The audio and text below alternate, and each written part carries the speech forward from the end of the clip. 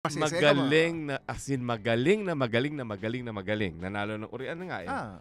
Kaya lang kasi, para ang feeling ko lang, lately nawawala sa focus. Hopefully, a lot of the stuff that he's gone through will also help him. Kasi additional yun na mahuhugutan mo eh. Pero kumbaga yung sa kanya naman, when he has missteps, hindi naman ganun ka-major yung missteps niya. Parang kumbaga, it's not reached the point where... hindi ba major yun? The Pod Network Entertainment. Hello and welcome to a fresh edition of Best 10 Bets. Ako po si Butch Francisco. At ako si Leo Katigbak. At sinabi kong fresh kasi ang pag-uusapan natin ay ang mga fresh young male artists of the current generation. Yes, ang ginawa namin 40 and below. 40 and below. Para para mag-iba rin yung composition ng listahan kasi pag yung mga more established nandun na, mas alam mo kung sinong papasok sa listahan. Para namang ihirap kalabanan naman yata ni Dante Rivero. diba? Ay, Christopher De Leon. Diba? Diba? Okay. So, Christopher De Leon, bata-bata pa nga eh, diba? So anyway. Eddie Garcia? Sumanangit na ba? But again, Tito Eddie, salamat again for all your contributions. Sa aking number 10, si Jameson Blake. Parang lumalani ni sa lucha yan. Oh. Kaya medyo dyan ka humarap kasi baka mamaya may mga tumatalsik sa akin. Eh. Wag na nga lang, palitan ko na lang. Hirap sabihin ng pangalan eh. Okay. Alam mo, parang joke yan, di ba? Yung pag hindi ma-pronounce, papalitan na lang. Parang joke yun. Ano to, fuchsia? na naging red? Napanood ko siya. Drama. Magaling. Napanood ko isang beses. Minor role lang naman. Well, supporting role. Sa isang comedy. May timing. And that time, ang bata-bata pa niya. Para magkaroon ka ng ganong ka-accurate na timing, mahusay ka. Actually, I find that he has an interesting filmography. So, even if you say that he has the potential to be more like matinee idolish or leading manish, I mean, he will do movies like Too Cool to Be Forgotten or My Lockdown Romance or some of the other movies where the roles are somewhat offbeat. Ang panalangin ko lang sa kanya, kasi because nga, medyo Caucasian looking siya, wag sana siyang tumanda agad ng itsura. Oh, that's true. Kasi yun ang danger. Yun ang danger pagka yung gano'n. Aking number 9, si David Dicauco. Gagaling pa to kung i-workshop siguro 10 times a week ng GMA. Well, di ba, workshop.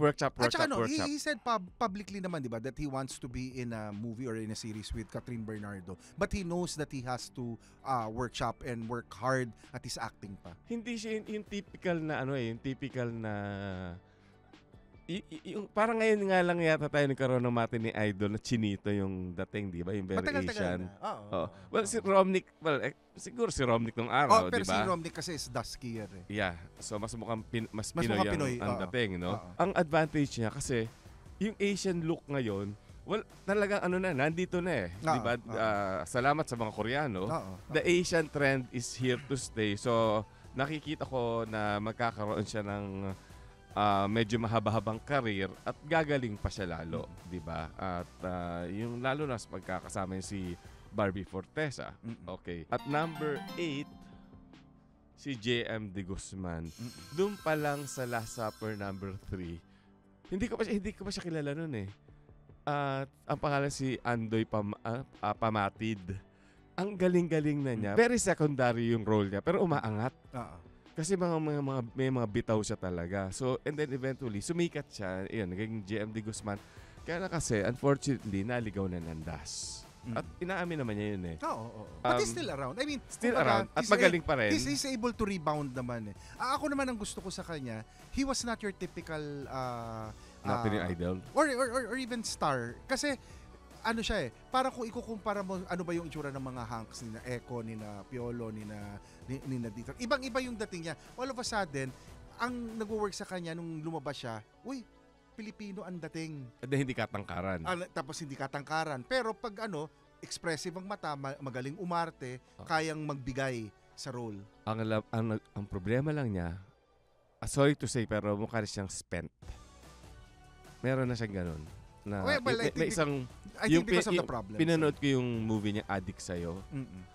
Medyo kasi nga because of what he went through. Oo. Pero, ang kagandahan lang dun, pwede pa niya, he can still turn things around. Kasi, He's young young pero pwede na siyang maging character actor talaga. At pag character actor ka, never kang mawawala ng trabaho, ng assignment. Kasi nandun ka na So, pwedeng yung iba, yung mga matinee idol, nandyan ka ngayon pero lilipas din. Pero siya, pag naging character actor na siya, at kasi dahil magaling siya, madali niyang ma-portray ang iba't ibang klaseng character roles. So, yun lang ang kagandahan sa nangyayari sa kanya ngayon. Alam mo ang sa akin, ang career path na maganda sa kanya. Career path ni Albert Martinez. Well, hindi kasi kung titingnan mo naman, even when, I mean, Albert was partnered with Snooki before. Pero kumbaga, it was not a William Maricel or a Gabby Sharon. Parang di ba, it was, but then when Albert became more of a character actor and he can go the good guy or the bad guy and whatever, mas bumulusok yung career niya, mas namayagpag siya Kasi ang napakita ni Albert was his range and his versatility, which I think is a track that JM probably could explore also. And at number 7, Cedric Juan.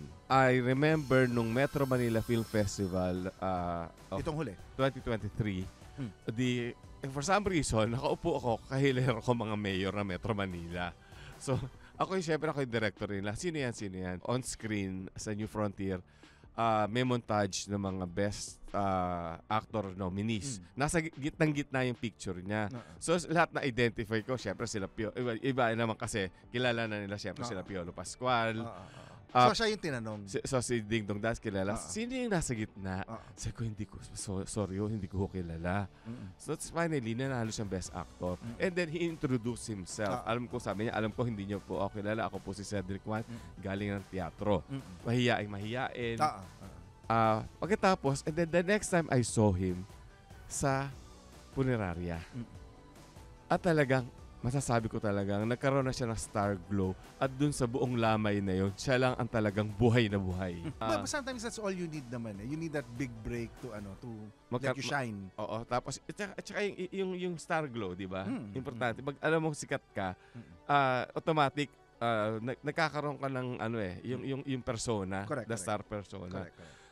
Although dapat talaga masundan agad yung gumbursa niya. Kasi kung hindi, mababalintiliwan yung career. Correct. And is another thing na dapat niyang gawin. He signed up na with new management, di ba?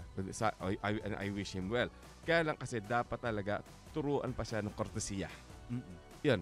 Ay, bundan mo. Kortesiya. Oo. Huwag siya masyado magsasama kay Enchong D. Okay. Ikaw talaga. Number 6 na ba tayo? JC Santos.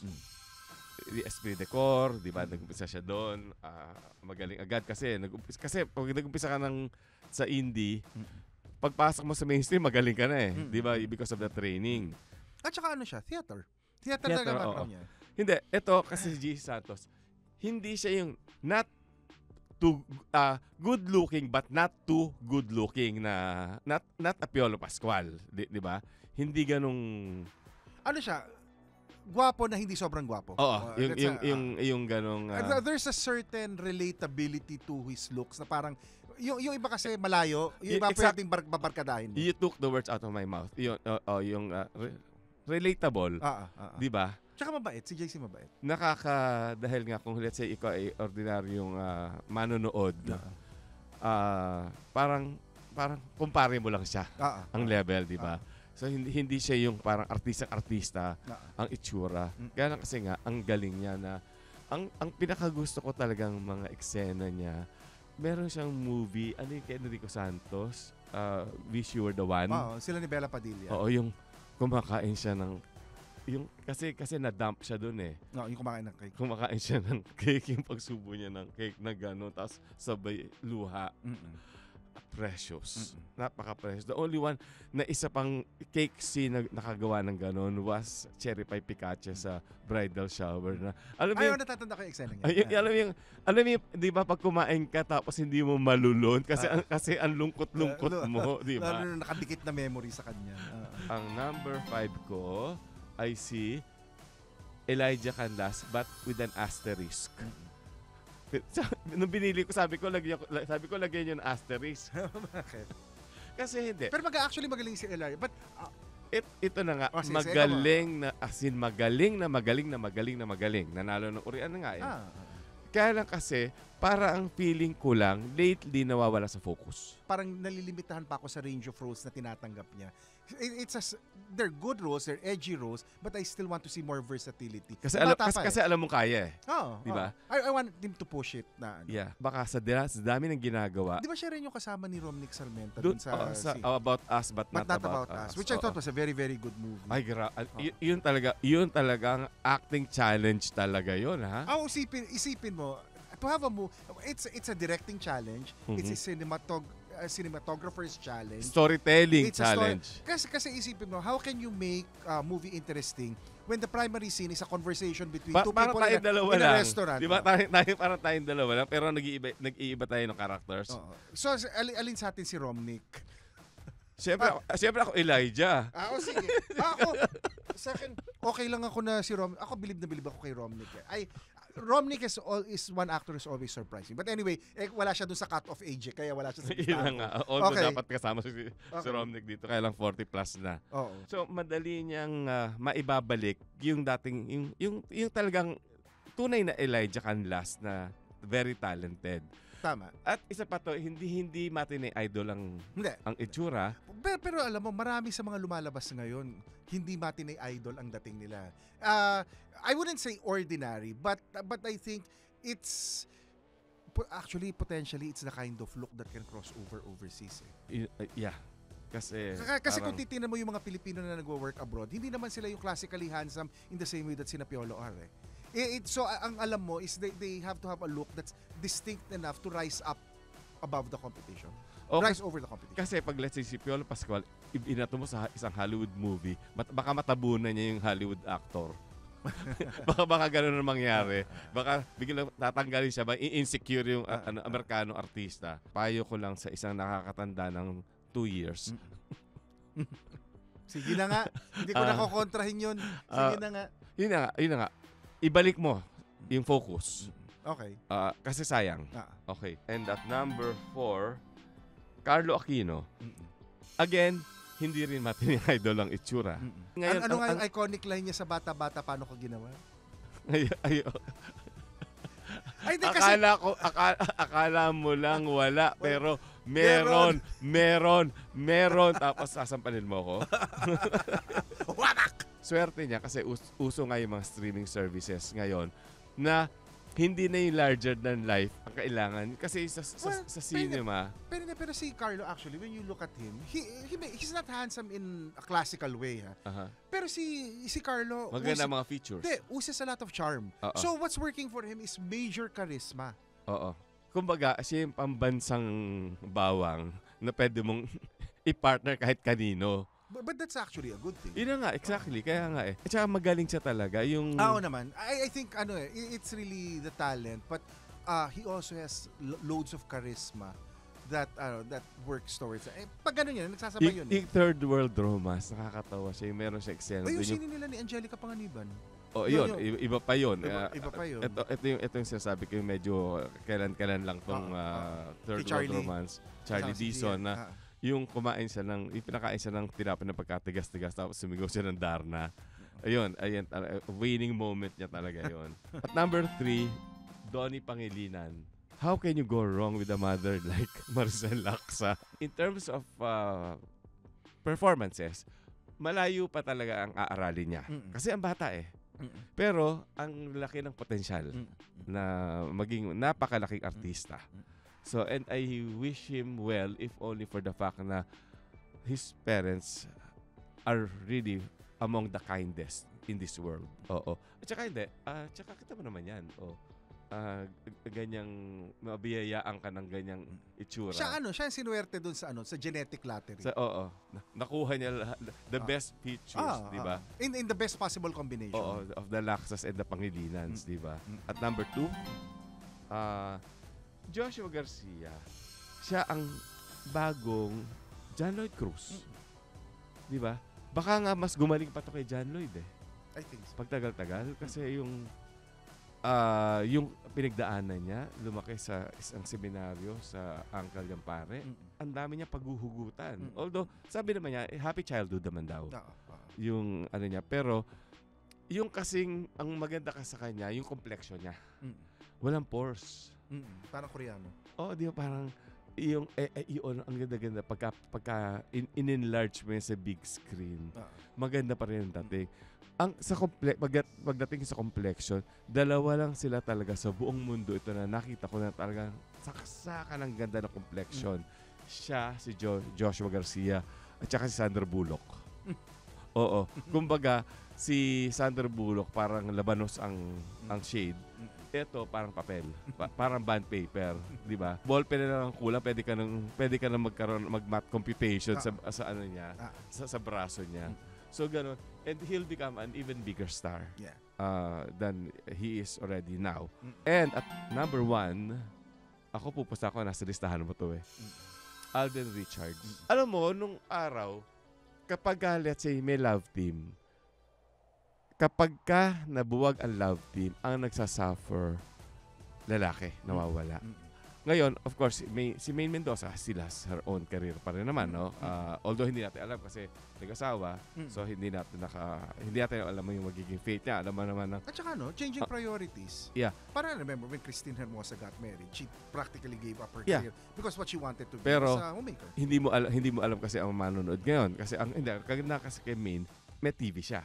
Sa TV naman, whether wag ka mag-asawa, magpakadalaga ka habang buhay o mag-anak ka ng 15. TV yun Kawawa naman, 15.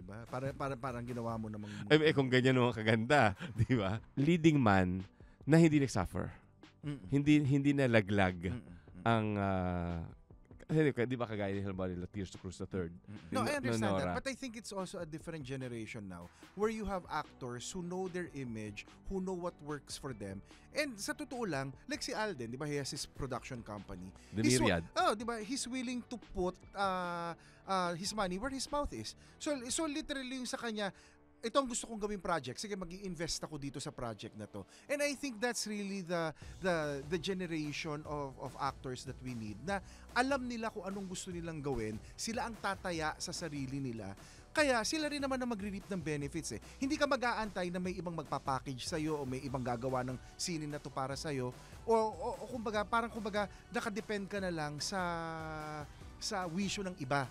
Sila, they take charge, literally grab the bull by the horns, they make the projects that they want, they produce, parang si Ding Dong. Ganun rin ang ano ni Ding Dong Dantes He makes the projects, so alam nila kung anong gusto nila, alam nila ang audience nila, alam nila kung anong mag-work sa audience nila. Dinisiplina niya sarili niya to make it there. I think so. Kasi di ba ang kasabihan nga, the hardest part about success is maintaining it. Yes. So siya, na-maintain niya. Oo. Hindi, tsaka mabuting puso, pero naging mo. I've only met him a few times and the few times that I've met him, I found na nababaitan ako talaga kay Alden. Na parang he's very very down to earth. I'm sure a lot of people are idolizing him, malaking artista. But in the occasions that I've met him, he was very very pleasant and not mayabang.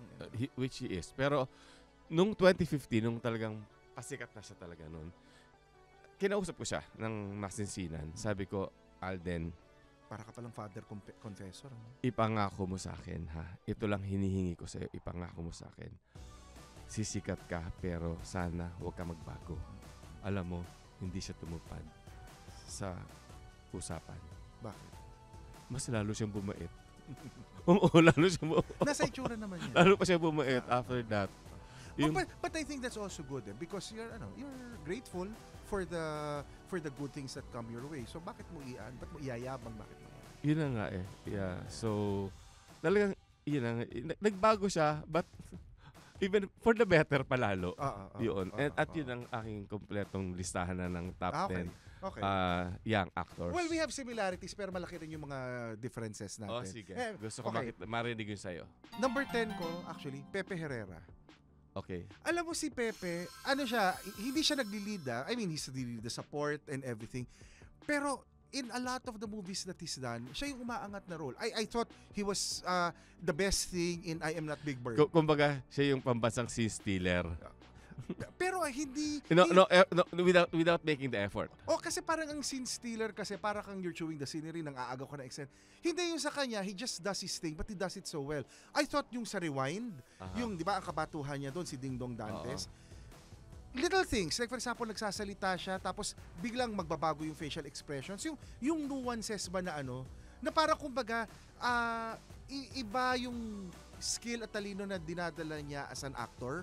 And I've always found his roles very, very refreshing and engaging, no matter how big or how small they are. And you know what's interesting, and I don't know, some people siguro will refute it or whatever. Di ba si Pepe na sa Rock of Ages? Mm-hmm. Galing kumanta. Ang naka-discover dyan, kasi I remember we watched... Charo, di ba? Si Mr. M. Akala ko si Charo. Mr. M saw Rock of Ages before Charo did. Okay. Nung nakita ni Mr. M, si Pepe Herrera, sinabi niya kay Charo. Then Charo watched Rock of Ages. Pero I think by that time, napatawag na ni Mr. M si Pepe para mag-Star Magic. Okay. Pero obviously, si Charo was the one who gave the break because of the shows and whatever. Pero ang alam ko, ang unang nakakita sa kanya si Mr. M. Kasi magkasama kami ni Mr. M that night eh. So when we were watching it, parang pinag-usapan, uy, ang galing-galing niya, ano nga pangalan niya? Tapos the following day or the day after, alam ko pinapatawag na niya sa Star Magic. Ang basta alam ko, unang nakakita sa kanya yung obstetrician niya, ang nanay niya.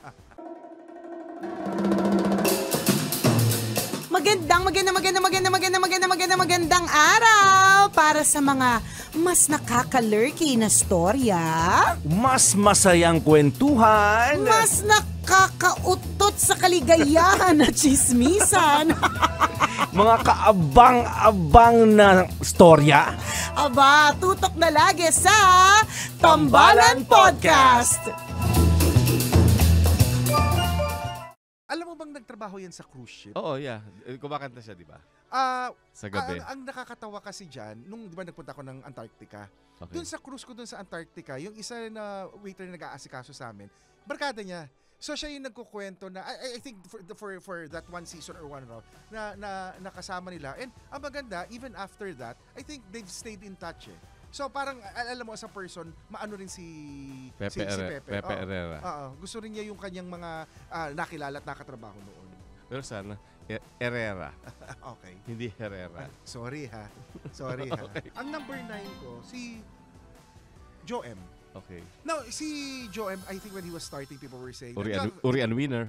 Kamukha ni Piolo and everything. Parang, hindi naman poor man's Piolo. Pero di ba, magkatipo sila, magkadating sila. But I think si Joe M, over the kinds of roles that he has taken over the years, and siya, whether it's a good role, a gay role, a character role, a hero role, and whatever, he delivers. Kaya lang, ang feeling ko, medyo minsan na-stereotype na siya into certain kinds of roles. But I think even early in his career, he has shown a wide range and proven na versatile siya as an actor. At saka ang mga kakatawan, diba? Sina Joel Lamangan, sina Jerry Sinera, and ang magagaling rin naman ng mga direktor na nakakatrabaho niya. Number 8 ko, Alden. For the reasons that you mentioned earlier.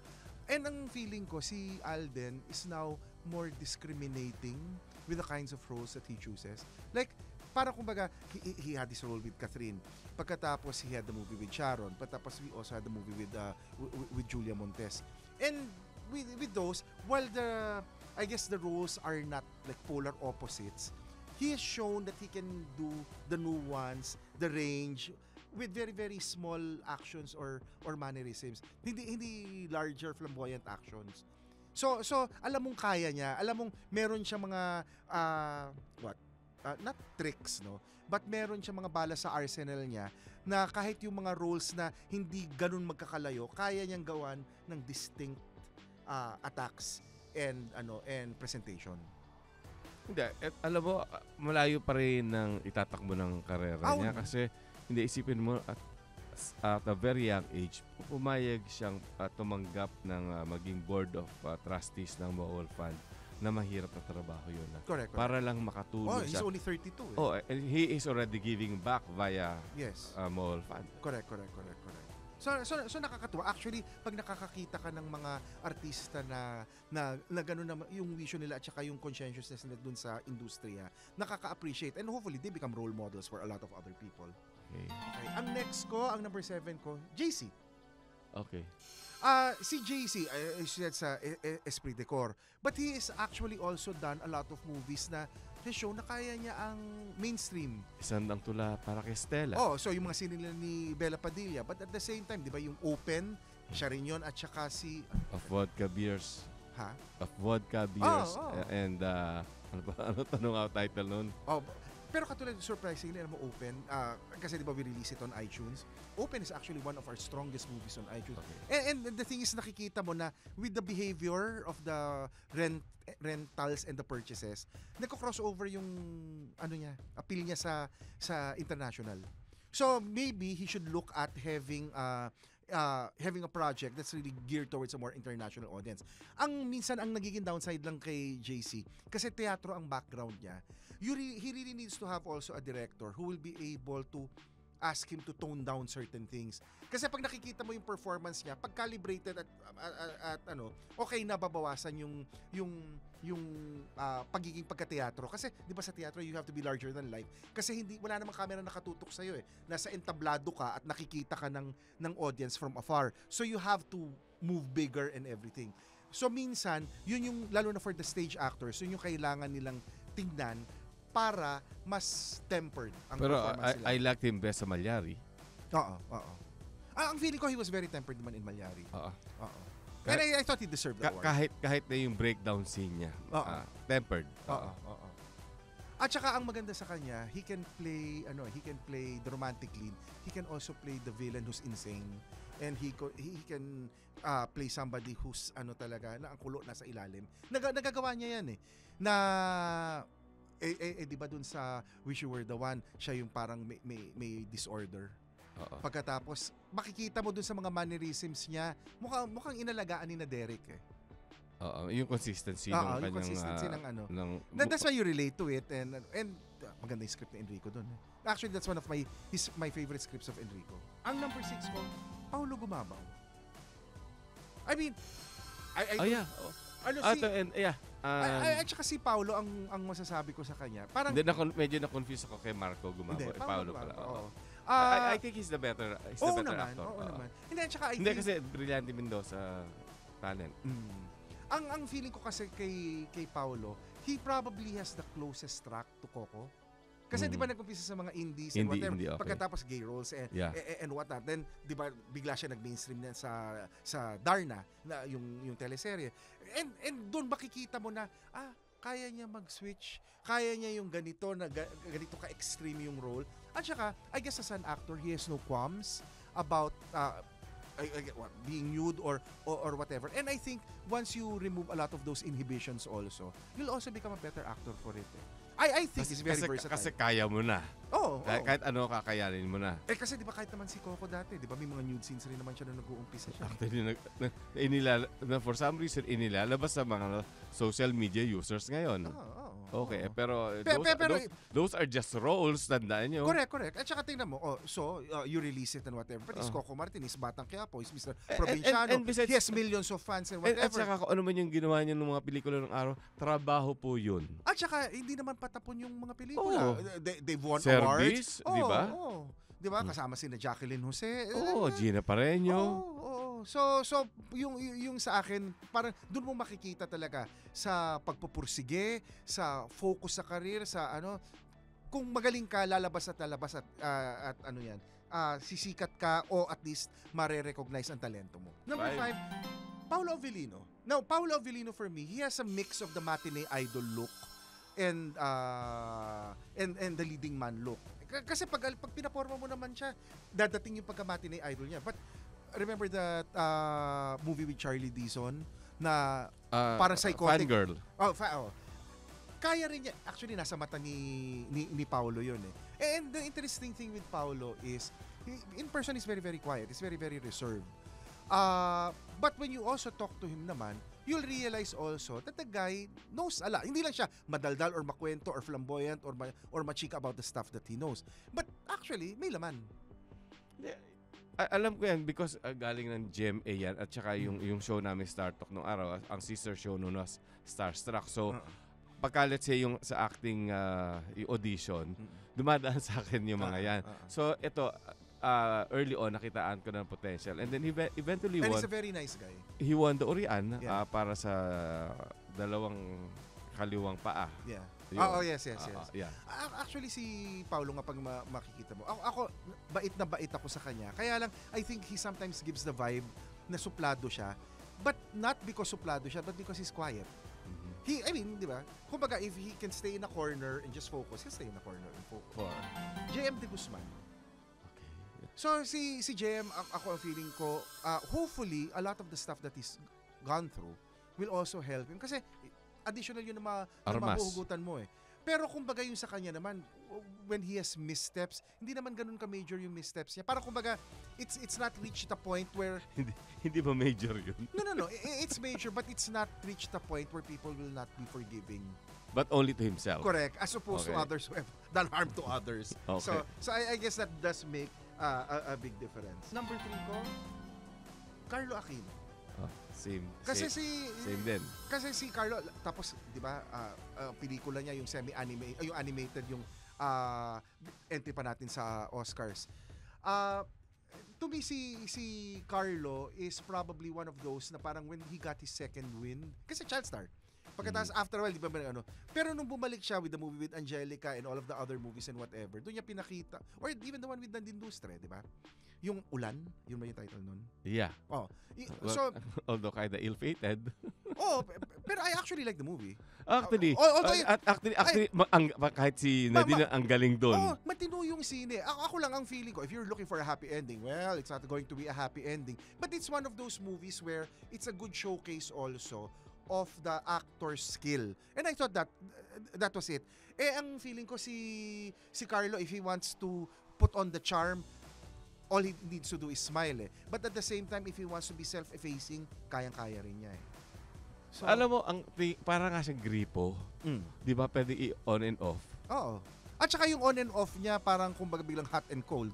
Yeah. Di ba? Hindi automatic na isang temperature lang ang lalabas. Number 2 ko, Arjo Atayde. Si Arjo, talaga si Arjo is not your classically handsome actor. But si Arjo has a lot of charm and charisma also. Pero ang bibili... Pero ang timbre ng boses. Ay, Diyos ko. Timbre ng boses ng tatay niya. Sabi ko nga, that's one of the things that's going for him. But surprisingly, to me I remember I was talking with some people. Sabi ko, if there was anybody who wanted to focus on being famous abroad, who can actually do it, Arjo. Arjo has a unique enough look na he will not get lost kahit sinong gwapong ilagay mo sa ibang bansa eh. Aangat at aangat siya.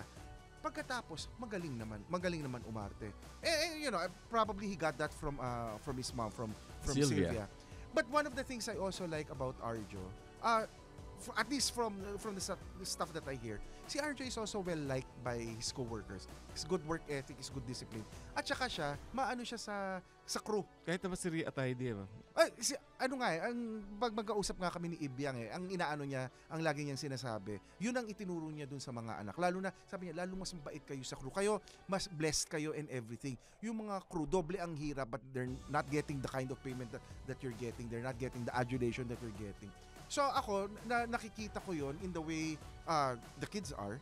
And ako kay Arjo, kahit mga Bagman and all of the other shows that he's done, ang feeling ko nga, di ba, kahit yung Katleya Killer, ano siya he has that quality where he can actually immerse himself in a role. Parang siya, may pagka-pwedeng Johnny Depp na may pagka-Shia LaBeouf na kaya nilang mawala sa role pero hindi ganun ka-demented. Hindi katulad ng ginagawa ng dalawa. So ako ang feeling ko, very, very good actor, very, very kind-hearted person. And I think if there's somebody who has a good shot at making it internationally with a good enough role, I think it's probably him. Well, kaya lang nagpolitiko. So, yeah. Pero at a certain point, bata pa si Arjo. Arjo's only 33. So malaki pang niyan. Now, the number 1 ko is Joshua Garcia.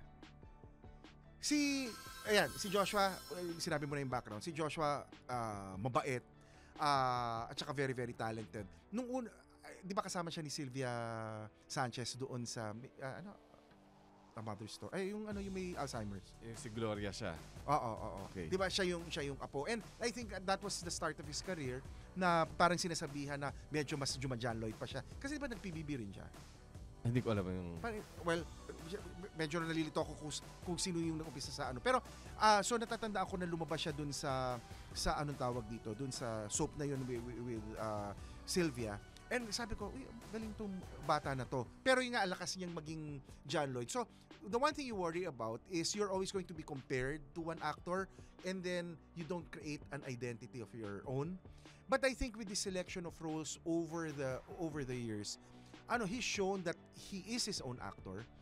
He can also do comedy. Remember that the movie with Sharon? With Robin Padilla. Tapos si Robin Padilla, di ba si Robin, swabe ang pagpapatawa. Nakasabay naman siya eh. So alam mo, okay. So nandun na yun sa kanyang war chest ng talents. And then, I've just seen him take Actually, hindi lang sabay, lumutang. No. So I've seen him take on different roles where na-showcase niya yung galing niya. At napanood ba ang mga kaibigan ni Mama Susan na horror? Hindi ko napanood. Magaling din siya doon. Alam mo kung ang sinabi ko sa kanya at saka yung Vince, Kat, and James. Oo, magaling siya doon. Lutang siya doon. Oo. At saka, well, he's another actor na nung nag-break yung Julia Barreto at saka siya na, di ba sila yung love team dati? I don't even. Actually, oo nga. Pero actually, sa total, nakalimutan ko na nga yun eh. Di ba namayagpag naman si Joshua?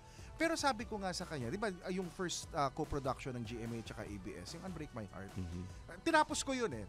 Iba sinasabi mo muna tapusin. Pero ako tinapos ko yun. And then when I saw him, sabi ko, uy, alam mo, galing na galing ako sa'yo, pero sa totoo lang natakot ako sa'yo. Kasi yung insanity, yung craziness, yung desperation, nakita ko yung kay Aga dati yung sa Aking Mga Kamay. May mga kay Arjo nakikita ko yun pag yung mga manic yung role niya. Meron rin siyang ganun eh. Sabi ko, alam kong mabait kang tao, pero sa totoo lang natakot ako with the way you played with your eyes in the teleserye. And Josh was only 26. He's probably assuming that he decides to say an actor, he's probably looking at another 50, 60 years. And in that time, ang laki pa ng pwedeng gawin niya. And then, potentially, with the way he carries himself, he's also another actor that has a good shot at breaking internationally. Similar but not quite exact list. But I thought the choices were interesting. Iba sa mga nasa listahan mo rin. Parang lang sa ranking lang yan nagkakatalo eh. Siguro may hinahanap pa kami dun sa mga artista kaya hindi sila mas mataas yung position doon sa ranking. But I thought it was a good cross-section of actors and roles. Yeah. Kasi may matinee idol na magaling. Pero ka-character actor na magaling na parang lumulutang kahit sa ang role mo. Iba to. Basta't isa lang ang common denominator nila, magaling. Okay. And on that note, hindi kami, while Butch and I ay hindi kasing galing ng mga nakita niyong pangalan. And definitely not as fresh. And not as good looking. So yung sabi na lang. As the names we mentioned. Sana kahit papano medyo may galing na dun sa inyong napupulot. o nalalaman ng mga kwento na behind the scenes galing sa amin ni Butch. Kung meron man kami mga na-miss out ng mga pangalan, yung mga idols nyo, please share your list with us and we'd appreciate that. Kasi yung iba baka masyadong bata pa, pinapatanda pa natin para lang makita natin yung versatility. Unfortunately, yung Leo Katigba kasi 40 and below, nag-41 na siya eh. So, parang senior citizen na nga. Na-eliminate na siya. Okay. Sorry, maraming salamat for joining us. Ako po si Butch Francisco. Si Leo Katigbak. Maraming salamat. Maraming salamat and I hope you enjoyed this edition of Best 10 Bets. Thank you. The opinions of podcast creators, hosts, and guests are not necessarily reflective of the official stance of the Pod Network Entertainment, its hosts, or other network programs. The content created by the people behind the podcast is personal and not meant to harm any religion, ethnicity, group, organization, company, or individual.